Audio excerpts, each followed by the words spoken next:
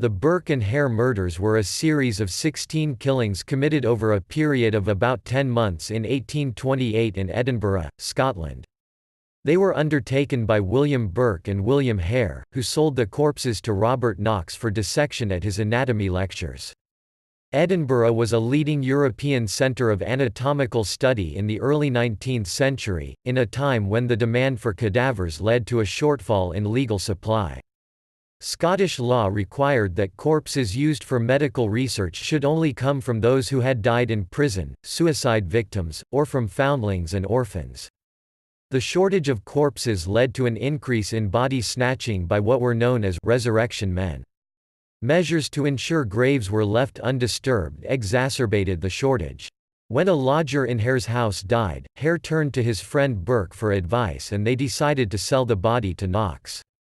They received what was, for them, the generous sum of £7.10. A little over 2 months later, when Hare was concerned that a lodger suffering from fever would deter others from staying in the house, he and Burke murdered her and sold the body to Knox. The men continued their murder spree, probably with the knowledge of their wives. Burke and Hare's actions were uncovered after other lodgers discovered their last victim, Margaret Docherty, and contacted the police. A forensic examination of Docherty's body indicated she had probably been suffocated, but this could not be proven.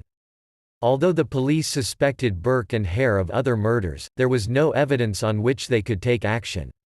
An offer was put to Hare granting immunity from prosecution if he turned King's evidence.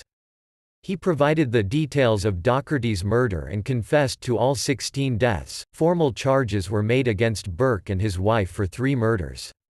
At the subsequent trial, Burke was found guilty of 1 murder and sentenced to death. The case against his wife was found not proven, a Scottish legal verdict to acquit an individual but not declare them innocent. Burke was hanged shortly afterwards, his corpse was dissected and his skeleton displayed at the Anatomical Museum of Edinburgh Medical School where, as at 2018, it remains.